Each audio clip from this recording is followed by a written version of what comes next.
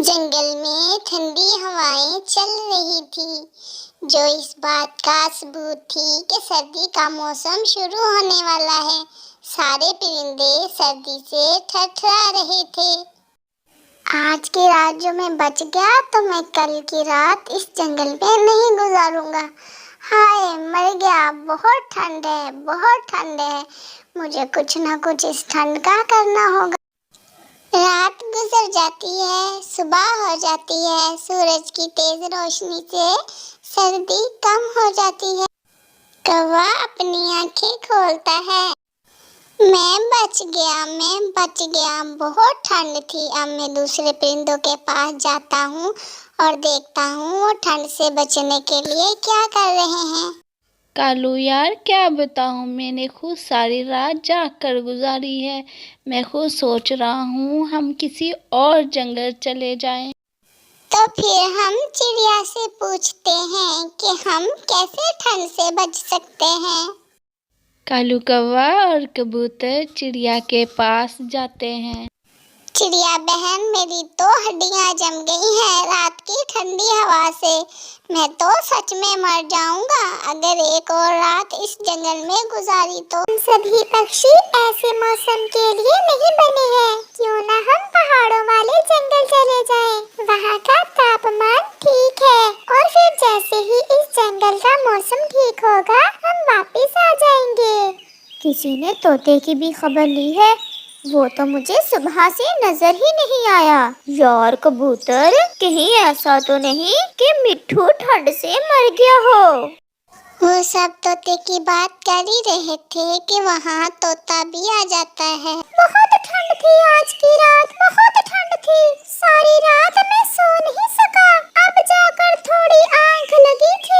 अगर हमें पहाड़ों वाले जंगल जाना है तो फिर चलो हम सफर शुरू करें। ऐसे बातों में समय जाया ना करें। चलो सब चलो, यहाँ रह के मरने से अच्छा है कि हम सफर शुरू करें। फिर कालू कौवा, कबूतर, चिड़िया और तोता अपना सफ़र शुरू करते हैं। वो बहुत तेज़ उड़ते हैं और जंगल से बाहर निकल जाते हैं और एक जगह बैठ जाते हैं। दोस्तों, हम कुछ देर यहाँ पर आराम करते हैं और खाना ढूंढकर खा लेते हैं। सब खाना ढूंढकर यहाँ लेके आओ, हम मिलकर खाएंगे। हाँ, सब मिलकर खाएंगे, हम साथ रहेंगे। तोता इधर उधर खाना ढूंढता है, उसे कहीं भी कुछ नहीं मिलता।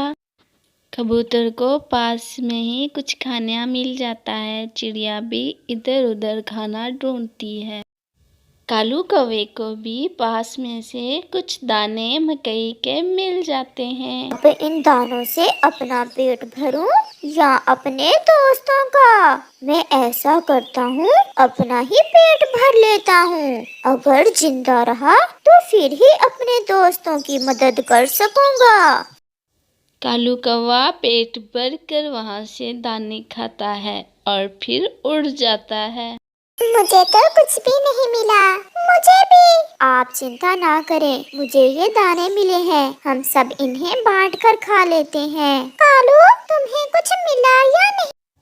कौवे का पेट तो भरा हुआ था, लेकिन वो अपने दोस्तों के सामने भूखा होने का नाटक करता है।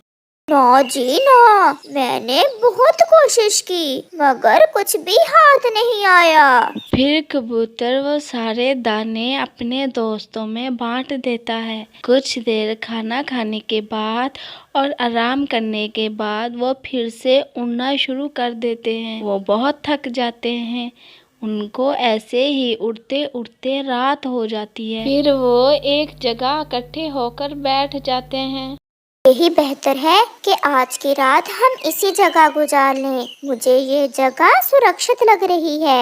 हम इसी पेड़ की डाल पर रात गुजार लेंगे। बातों बातों में रात का पता ही नहीं चलेगा। फिर तोते की नजर एक दरख्त पर जाती है जहाँ पर एक घोंसला था। वो देखें, उस पेड़ पर घोंसला है। हम सब बारी बारी उस घोंसले में सो लेंगे। वो घोंसला तो पहले मैं मैंने देखा है, इसलिए उस घोंसले में मैं ही सोऊंगा। कालू, हम सब साथ चले थे और हमें एक दूसरे का ख्याल करना होगा। तोते ने ठीक ही तो कहा है, हम सब बारी बारी उस घोंसले में सो लेंगे। पर कालू कौवा उनकी कोई भी बात सुने बगैर वहाँ से उठता है और घोंसले में जाकर सो जाता है। ये कालू तो शुरू से ही ऐसा है, ये कौन सा इसका कोई नया काम है। इससे अच्छा था कि हम इसे साथ ना ही लेकर आते। नहीं कबूतर भैया, अगर कोई दूसरा बुरा हो तो उसका दिल अच्छाई से जीते हैं, ना कि उस जैसे बुरे बन जाते हैं। फिर वो सब दोस्त सारी रात उस पेड़ पर बैठे रहते हैं और कालू कौवा सारी रात खर्राटे लेता हुआ मीठी नींद सोया रहता है। रात गुजर ही जाती है, सुबह हो जाती है। उठ काले कहेंगे, काले कौवे, सारी रात सोकर तुम्हारी नींद पूरी नहीं हुई, सफर शुरू करें। बहुत मजा आया, सोने से सारी थकान उतर गई है। फिर वो सब फिर से अपना सफर शुरू करते हैं। वो सब भूखे थे और प्यासे भी। उड़ते उड़ते वो पहाड़ों वाले जंगल में पहुंच ही जाते हैं। अब हमारे पास ज्यादा वक्त नहीं है कालू, तुम सब के लिए खाना ढूंढ के लेके आओ और हम सब मिलकर एक अच्छा सा घर बनाते हैं। मैं खाना ढूंढ लूंगा, आप सब मिलकर घर बनाओ। चिड़िया और तोता घर बनाने के लिए लकड़ियाँ इकट्ठी करने लगते हैं। कबूतर भी सूखा घास ढूंढ लाता है। कालू कौवा जैसे ही थोड़ी दूर जाता है, उसे एक पेड़ पर एक छोटा सा घर नजर आता है। कौवा वहाँ जाता है। वाह रे कालू, तुम्हारी तो किस्मत ही जाग गई। मुझे तो बना बनाया घर मिल गया, खाऊंगा और रात को इसी घर में सो जाऊंगी। शाम हो जाती है। चिड़िया, कबूतर और तोता अपने लिए बहुत सुंदर घर बना लेते हैं। कौवा अभी तक लौटकर नहीं आया था। आ बैठे, मैं कौवे को देख कर आता हूँ, वो अभी तक नहीं लौटा।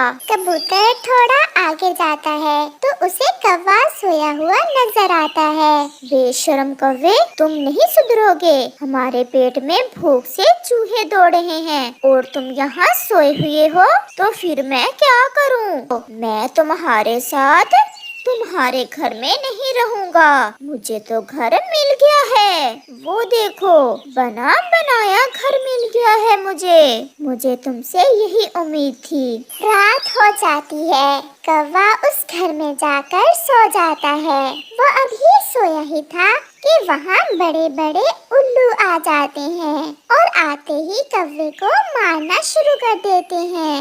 भागो यहाँ से, सारा हमारा घर गंदा कर दिया। कौवे कहीं के।